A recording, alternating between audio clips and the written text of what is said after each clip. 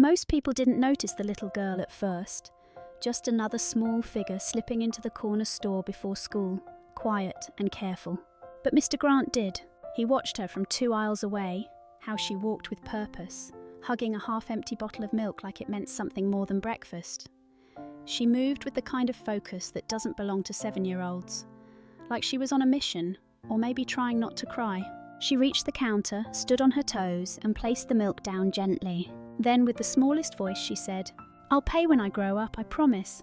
The cashier blinked. The line behind her froze. Someone let out a nervous laugh. Someone else whispered, "Where's her mom?" Mr. Grant didn't move. He didn't speak. But something inside him, something he'd thought was long gone, stirred. He stepped forward, pulled out his wallet, and quietly covered the milk. And while he was at it, he added bread, peanut butter, diapers, 2 bananas, and a box of cereal. The little girl looked up at him, wide-eyed. "You didn't have to do that." "I know," he said softly, "but I wanted to." She hesitated, then wrapped her small arms around the bag of groceries like it was something sacred. "My brother likes bananas," she added. "I figured," he smiled. He didn't ask questions, didn't press, but something about the way she held that milk. He couldn't walk away. Outside, she paused on the sidewalk, turned back to him. "Thank you, really." "What's your name?" "Nia." "Where do you live, Nia?" "We're staying in a motel. My mum's with the baby. He's sick again." She said it like it was normal, like she'd said it too many times to feel anything about it anymore. Mr. Grant hesitated, then asked, "Would it be all right if I walked you back?" Nia shrugged. "I guess, if you want, it's not far." So he followed her, down cracked sidewalks, past a broken vending machine, past people who didn't look twice, until they reached a worn-down motel with flickering lights and door numbers that were half falling off. She pointed at one of them. "That's our room." Before she knocked, she turned to him again. "Please don't be mad if my mum says mean things. She doesn't trust people, not since before." Mr. Grant didn't ask what before meant. The door opened. A woman stood there, thin, alert, hair tied back, holding a crying baby against her chest. She looked at Nia, then at Mr. Grant, her eyes instantly narrowing. "Who's this?" "He brought the milk, Mama, and some food. I didn't ask, but he did." The woman Renee stepped outside, closing the door halfway behind her. "Listen, sir, we don't take handouts. We're not some charity project." Mr. Grant didn't flinch. "I didn't say you were. I just saw a little girl making a promise no child should have to make." She folded her arms. "You think you're the first one to feel sorry for us? We've had pastors and social workers and people who give speeches before vanishing." "I'm not here to fix anything," he said quietly. "Then why are you here?" "Because someone should be." She looked at him for a long time, studying his face, measuring his silence. Then, without another word, she opened the door a little wider, just enough for Nia to slip inside. She didn't thank him, she didn't invite him in, but she didn't slam the door either. And that was enough for now. The door stayed half open for a while, just enough for air, not enough for trust. Mr. Grant stood outside for a moment longer, unsure whether to step back or speak.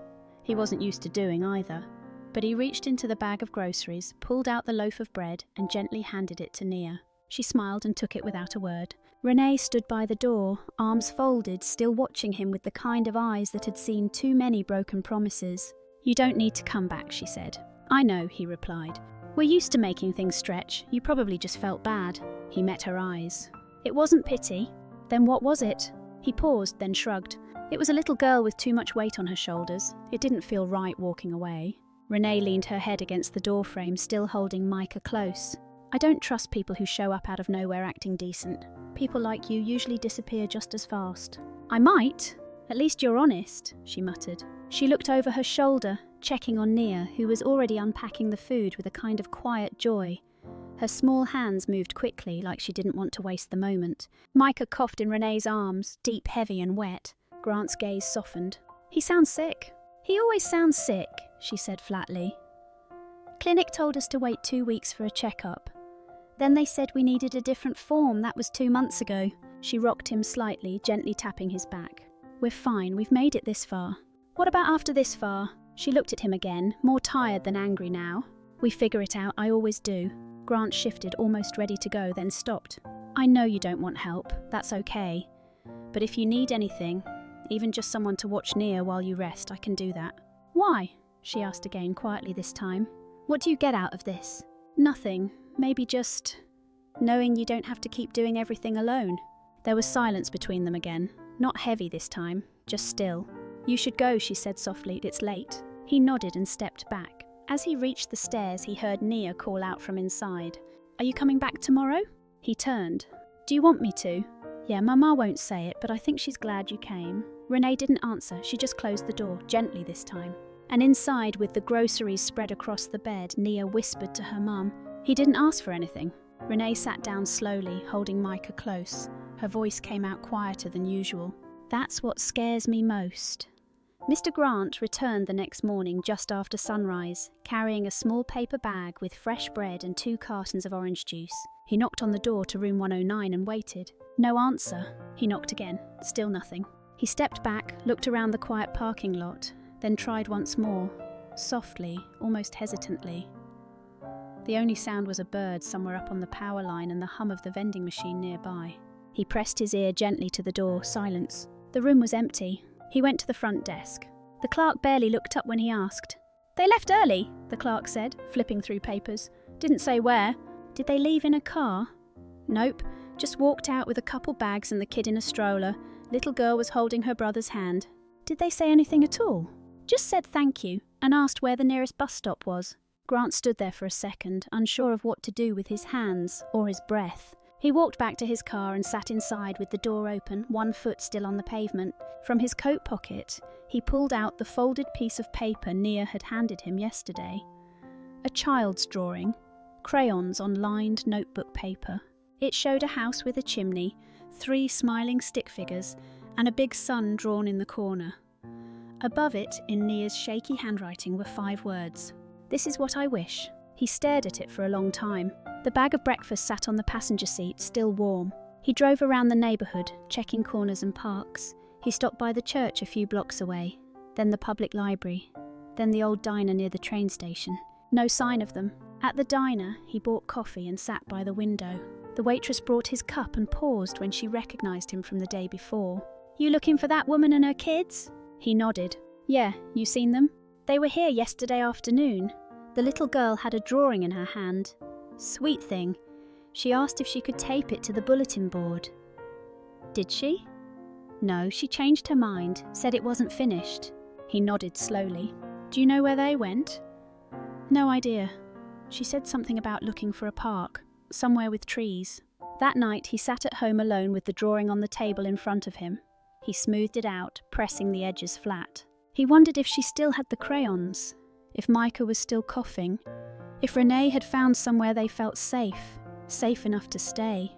He thought about that motel room, about the way Renee had looked at him, like she was still trying to figure out if he was real, and about the way Nia had said goodbye without knowing it was goodbye. He didn't sleep much that night, but he kept the drawing by the lamp, just in case the morning brought a reason to try again. The next day, Mr. Grant found himself walking down streets he didn't know, slowly, not with a plan, just a feeling.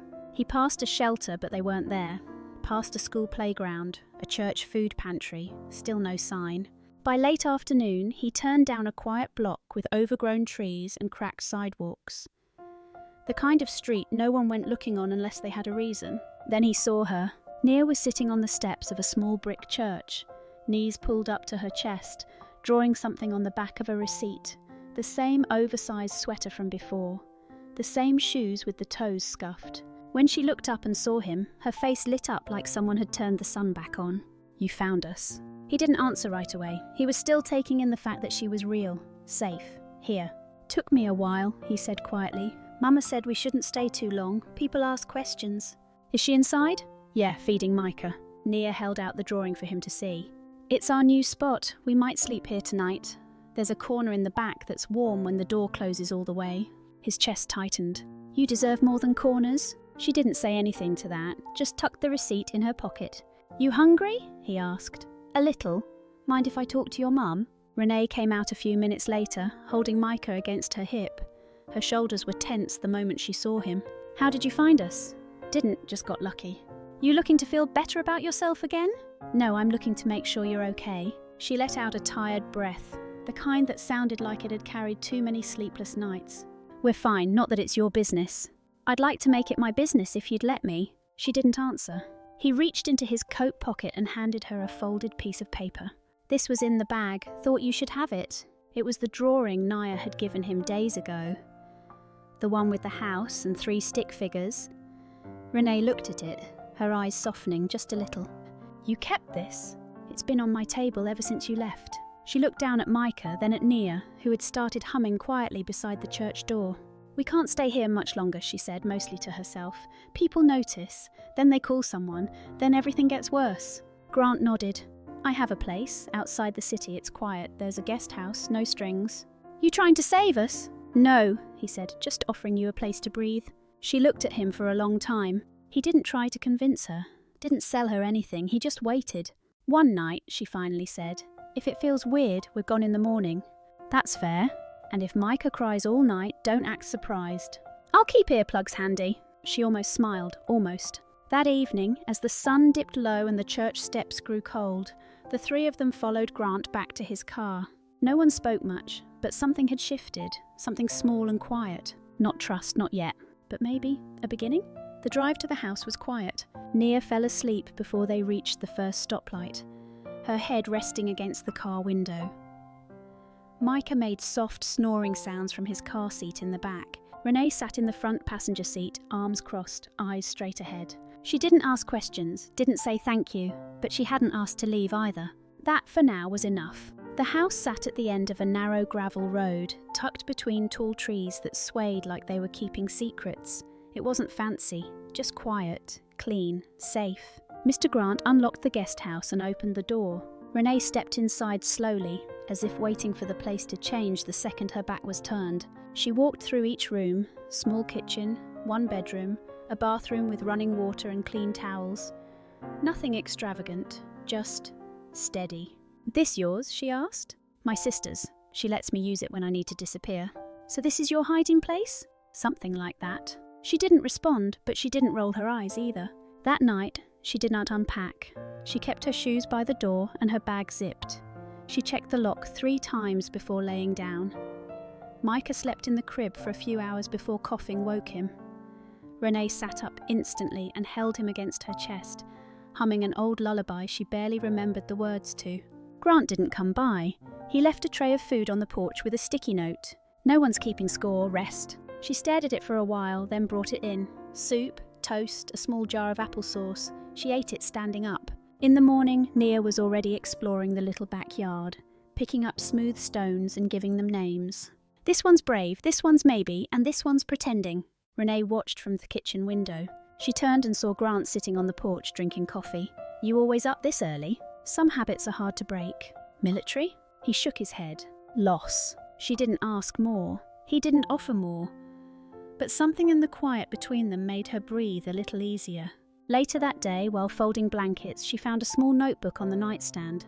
Blank pages, a pen tucked inside. She almost ignored it, but then sat down and wrote, We didn't run today. She stared at the sentence for a long time, then closed the notebook and placed it gently under her pillow. She didn't know if they would stay, didn't know if she could really trust him. But the door was locked, the heat was on, and for the first time in a long time she wasn't bracing for the sound of someone breaking in.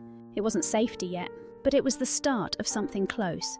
It started with a knock, not at the door, but inside her chest. Renee was washing dishes when she noticed her hands were shaking. She hadn't heard anything, no sounds, no cars, nothing obvious, but the air suddenly felt colder, thinner. That's how fear works when it's old. It doesn't shout, it whispers. Later that day, the phone rang. It was the landline in the guest house. She hadn't touched it since they arrived. 3 rings, then silence. She picked it up anyway, unsure why. The line was quiet, too quiet. And then it clicked. Not a voice, not a word, just a click. She stood there with the receiver in her hand for almost a full minute, listening to nothing, then slowly put it down. That night, she checked the lock 4 times, then 5, then pulled a chair up against the door, just in case. Nia slept on the couch with a blanket pulled over her head. Micah stirred in his crib, but didn't wake. Renee didn't sleep. She just sat by the window, knees to her chest, staring out at the dark woods. The next morning, Grant noticed her eyes. He didn't say anything at first, just poured her coffee and set it in front of her. Did you get any rest? Enough. You sure? She looked up at him, and for once didn't try to lie. No. He waited. I think he's looking for us again. Troy? She nodded, almost like she hated saying the name out loud. How do you know? He's quiet when he wants to be. I know the signs. She gripped the edge of the table. I've spent years teaching myself how to sense him before he shows up. Did he hurt you? Yes. The kids? No, not yet. Grant leaned back in his chair. He didn't react with outrage or pity. He just let the words hang there, like a truth that had been waiting too long. I won't let anything happen to you, he said softly. You can't promise that. No, but I can mean it. Renee looked down at her coffee. She hadn't touched it. She whispered, He always finds us eventually. Doesn't matter where we go. Grant didn't move, didn't blink. Then we stopped running. She looked up, startled. You don't understand. When he gets close, I stop being a person. I become something small, like a version of myself I thought I'd buried. Then we don't let him decide who you get to be anymore. That night, she moved Nia and Micah into the main bedroom and placed the baby monitor by the bed. She lay awake, listening to every creak, every wind gust, every settling noise in the house. And in her notebook, just before sunrise, she wrote, I didn't leave, I stayed, even when the fear came back. The days grew quieter again, but not in the same way. This time it was the kind of quiet that came after a storm. Not peace exactly, but the space to breathe. Renee stayed alert, always watching, but her hands had stopped shaking. She kept the baby monitor close, kept the kitchen knives in the same drawer, and still checked the doors every night before bed. But she was sleeping, even if just a little, and that was new. One afternoon, she started going through the last box Grant had brought from the motel. It was mostly old clothes, scattered toys, a few crumpled drawings from Nia's backpack. At the very bottom, folded between two children's books, was an envelope, worn, unopened, addressed to her in handwriting she hadn't seen in years. She stared at it like it might vanish if she touched it, but she touched it anyway. Her mother's name was written in the corner. She almost tore it up right there, but instead she tucked it in her back pocket and went outside. That evening she sat on the porch steps while the kids napped and the sun slipped behind the trees. The letter lay in her lap. She opened it slowly, like peeling back a wound that never quite healed. Inside was one page, just one. Renee, I know I've lost the right to expect you to listen, but I hope you read this anyway. I was wrong, about a lot of things. I thought keeping quiet was strength, but I see now it was fear. And I passed it down to you like a burden you never asked for. I should have protected you. I didn't. And I'm sorry. Not in a way that fixes anything, but in the way that hopes something good can grow in the cracks I left behind. I love you, even when I didn't know how to show it. Mum. Renee folded the paper slowly, her hands trembled. She didn't cry, not right away, but her chest ached in that deep, dull way that always comes when something inside finally breaks loose. Later that night, she found Grant in the garden, crouched down near the tomatoes. You ever hear from your family? She asked. He looked up, surprised by the question. Not in a long time. Do you ever want to? He thought for a second. Sometimes, but I think what I miss most is the version of them I wished they'd been. Renee nodded. That's what I miss too. She went back inside and pulled out her journal. On a clean page, she wrote, The people who hurt us don't always stay gone. Sometimes they show up in our memories, or in letters, or in the way we flinch when we shouldn't, but healing doesn't mean forgetting. It just means they don't get to decide who we are anymore. She closed the journal and sat with that thought in the quiet. She didn't know if she would ever reply to the letter. But for the first time, she didn't feel like she was carrying it alone. It was Nia who suggested the idea first. They were sitting on the porch one afternoon, peeling oranges and feeding bits to Micah, when Nia asked casually, Mama, have you ever told anyone your story? Renee paused mid-peel. What story? Ours, the one with the motel and the milk, and the scary stuff too. Renee gave a tired half smile. People don't really want to hear stories like that, but I think they need to. She said it so matter-of-factly that Renee didn't know what to say back. A few days later, an old friend from the women's shelter texted her. She was running a small community podcast, nothing fancy, just conversations with people who had made it through hard things. She asked if Renee might want to talk. Renee stared at the message for a long time. She typed, maybe, then deleted it, then typed it again, then sent it. When the day came, she wore jeans that actually fit and a soft sweater from a donation box. She braided her hair and kept her hands in her lap during the whole drive. Grant offered to take her, and she said yes without thinking twice. Not because she needed him, but because it felt better not doing it alone. The recording room was small, 2 microphones, a table, and a woman with kind eyes who didn't rush. They started simple. Tell me your name, where you're from. But then came the question Renee had been afraid of. When did everything start to change for you? She hesitated, then said, There was a day.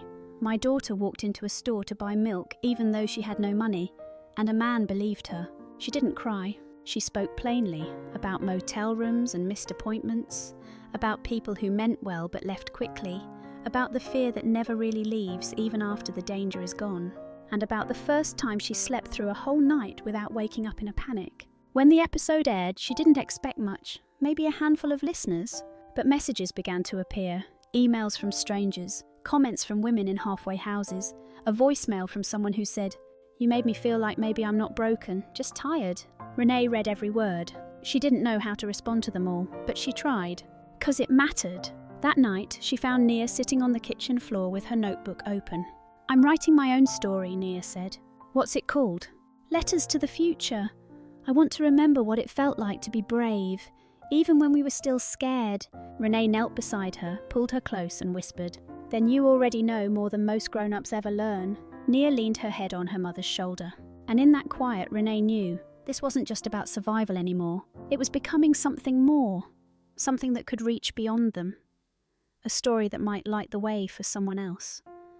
The guest house felt different now, not just safer, quieter inside. There were books on the shelf, dishes drying in the rack. Micah was sleeping better, so was Renee. And Nia, she was writing more than ever. Every day after breakfast, she'd sit by the window with her little notebook. She didn't ask for help with spelling, didn't explain what she was working on, just wrote, page after page, carefully, quietly. Renee didn't press, but one morning she asked, What are you going to do with all those letters? Nia looked up. I'm going to share them, for kids like me, so they know they're not the only ones who feel scared sometimes. That Sunday, they went to the community centre for an event, a book giveaway, some music, crafts for the kids. Nia brought her notebook with her, clutching it like a treasure. Inside, a woman from the podcast recognised Renee. They talked for a few minutes, then, almost shyly, the woman asked, Would your daughter like to say a few words, just to the kids? They're sharing little messages today, it's all optional. Renee looked down at Nia, who was already nodding. I want to. A few minutes later, Nia stood at the front of the room on a small wooden step, holding her notebook open with both hands. Her voice was soft but steady. Hi, my name is Nia, I'm 7, and I wrote this in case someone here needs it. She cleared her throat. If you feel scared sometimes, that's okay. If you had to leave your home, that's okay too. It doesn't mean something's wrong with you. It means you're strong, even if it doesn't feel like it yet. I used to be scared every night, but now I have a journal, and my mum, and a baby brother who likes to drool on my toys, and it's getting better, so don't give up. There was a long pause when she finished, then soft applause, then hugs, and a few quiet tears from people in the back. Later that night, at home, Nia taped one of her letters to the fridge. Renee watched as she smoothed the corners carefully, like it was the most important piece of paper in the world. It said, To whoever walks in next, if today is hard, maybe tomorrow will be kinder. Love, Nia. P.S. You're still worth something. Renee read it 3 times, then sat down and cried. Not from pain, but from something closer to relief. The kind of tears that come when you finally believe you've done something right. And when you start to see that maybe, just maybe, your child is going to be okay. It had been nearly a year since the milk. A year since a little girl made a promise at a store counter, and a stranger listened. The seasons had shifted quietly. Nia had grown taller. Micah had started saying words, simple ones like light and mama, and Renee, she had started saying more too. Not loudly, not all at once, but in the way she moved, the way she stood a little straighter when she walked into a room, the way she stopped flinching at every knock on the door. One morning, Renee sat at the kitchen table with a blank sheet of paper in front of her. The house was still. Nia was outside with her notebook. Micah was asleep with one sock halfway off. Grant had gone to pick up groceries. She stared at the page for a long time, then picked up her pen. She didn't know why she was writing to him, but somehow she needed to. Dear Troy, this isn't for you, not really. You won't read it, you don't deserve to. But I need to say this, so it no longer lives inside me. You hurt me. You tried to teach me that I was small, that I was lucky to be chosen, even when you were cruel. But I've learnt something since then. Love doesn't sound like control, and silence isn't peace. I thought for a long time that I'd never be free of you.